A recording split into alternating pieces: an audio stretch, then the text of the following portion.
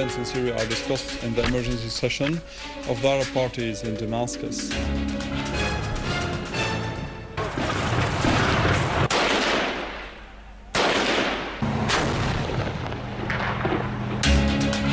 Syrian Arab Army advances against terrorists and closes in on their positions in Aleppo, Idlib and Homs. 7 terrorists are killed when they attacked a border camp in Iraq, whose army continues to chase the terrorists of Al-Qaeda.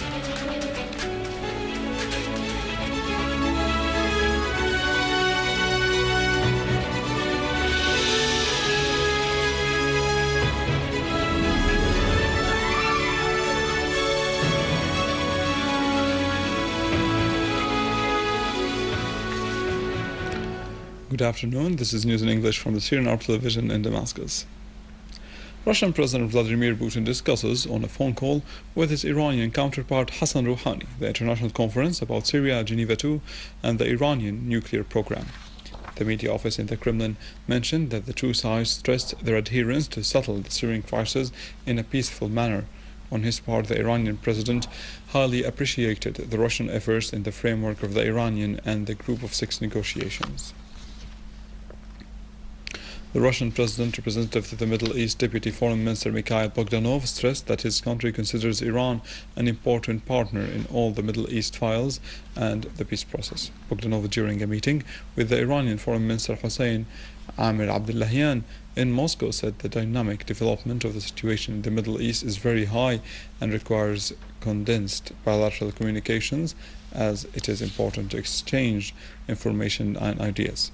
On his part, the Iranian official pointed out to the importance of success of this political solution, as the political solution is related to some countries abandoning supporting terrorism in Syria, stressing that the Syrian people are the ones who take their own decision to solve the crisis politically.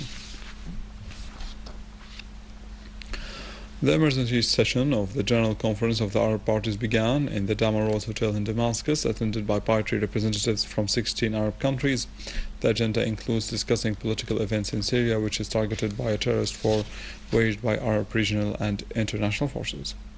The speakers asserted that the whole Arab homeland is being attacked by a systematic aggression organized by the West in collision with some Arab states priding themselves of collaborating with Tel Aviv to destroy the Syrian state, the cause of the Palestine, and the course of resistance in the Middle East. The leaders of Arab parties stressed the importance of supporting Syria, since it is the last strong wall in front of the steadfastness and resistance. Syria remains the powerful citadel that foiled the plots of the reactionary forces and their major ally of Muslim Brotherhood in Egypt. The speakers also asserted that Syria's historic steadfastness, the imminent danger, would have had a very negative impact on every Arab country. The Union of Arab Writers in Syria, in collaboration with the Jordanian Association of Writers and the Popular Committee supporting the Syrian people, organized a seminar attended by Jordanian and Palestinian writers in the office of the Union of Arab Writers in Damascus. The seminar was entitled "Together Along the Way of National Struggle." The speakers stressed the necessity of achieving cultural security and joint Arab activity in order to preserve national unity.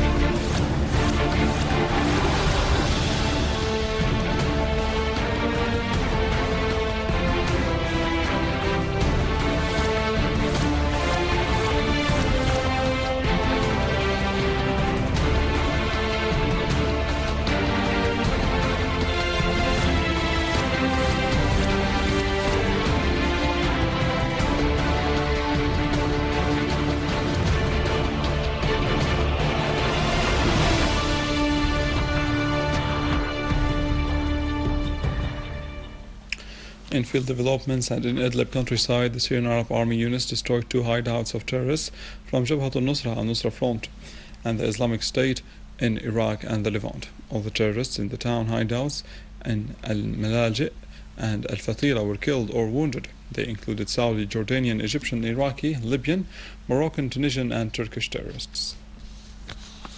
In Homs countryside, the Syrian Arab Army units completely controlled the orchards of Mahasa in the environs of the town of Qaryatain. The terrorists were defeated and one of their vehicles full of weapons was confiscated.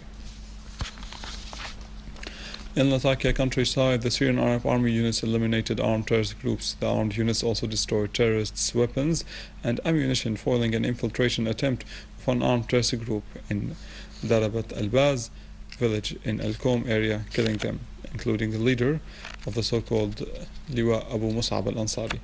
The Syrian Arab Army units also targeted the hideouts of terrorists in Kafardalia, Salma, Tatiya and Azway. The Syrian Arab Army units imposed their full control on the area of the factories to the east of Al-Nerab airport in Aleppo after defeating all the terrorists entrenched there.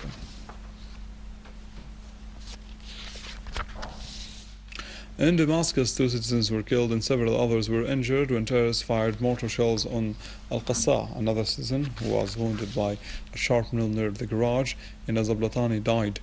Later on, another mortar shell fell on the Umayyad Square in Damascus, wounding 2 citizens and damaging a passing car. Moving to Iraq, where Iraqi forces supported by military helicopters carried out a series of operations to chase terrorists of the so-called Islamic State in Iraq and the Levant in several Iraqi governorates. An Iraqi military spokesperson said that the operation resulted in the capture of 13 terrorists and the death of 3 others who were trying to plant explosive devices in the area of Ash-Shaqqat in Baghdad. The Iraqi forces also captured a storehouse full of explosive devices and detonated another device that was about to be used. The Ministry of Justice signed a memorandum of understanding in the aim of spreading legal awareness in all means.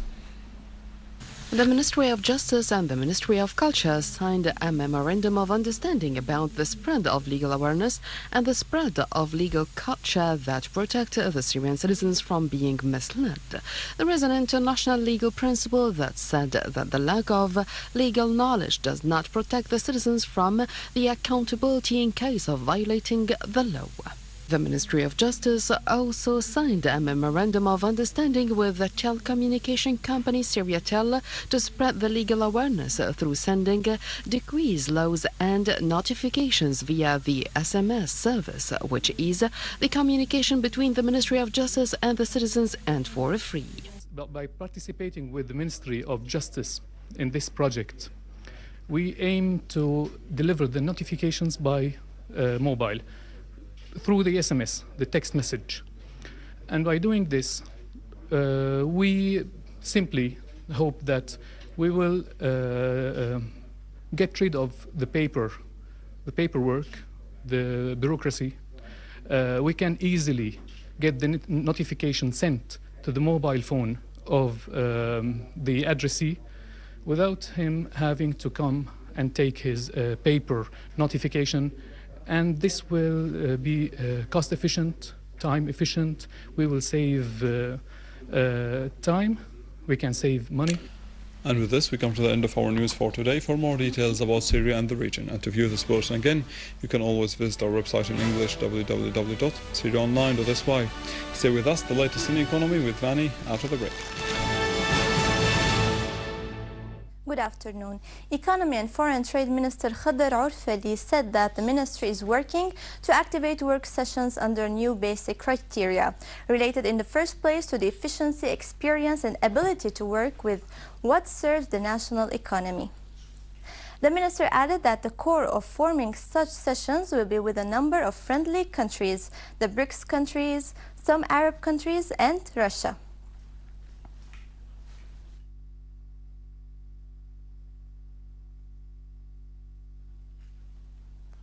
Brent crude oil slipped towards $108 a barrel, steadying after a week of sharp gains ahead of talks between Iran and the West that could lead to an increase in Iranian crude oil exports.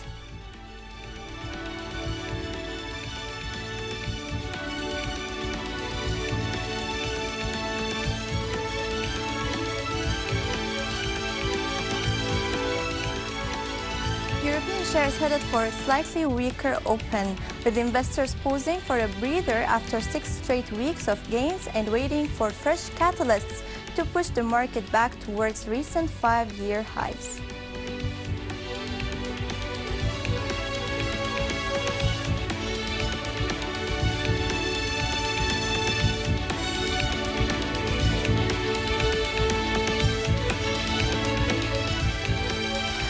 prices eased as lackluster physical demand and a retreat in other commodities prompted traders to lock in 3 days' worth of gains, although expectations that U.S. monetary policy would stay loose for the time being lent support.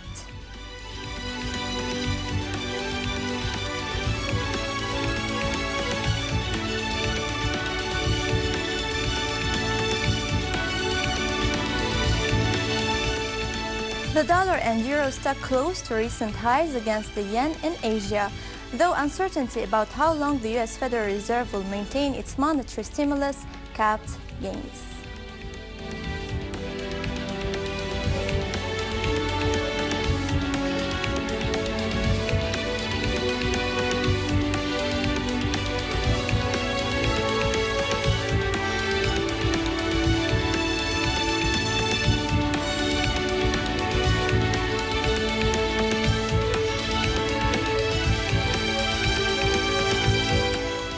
With this, we conclude our news. Thank you for watching and goodbye.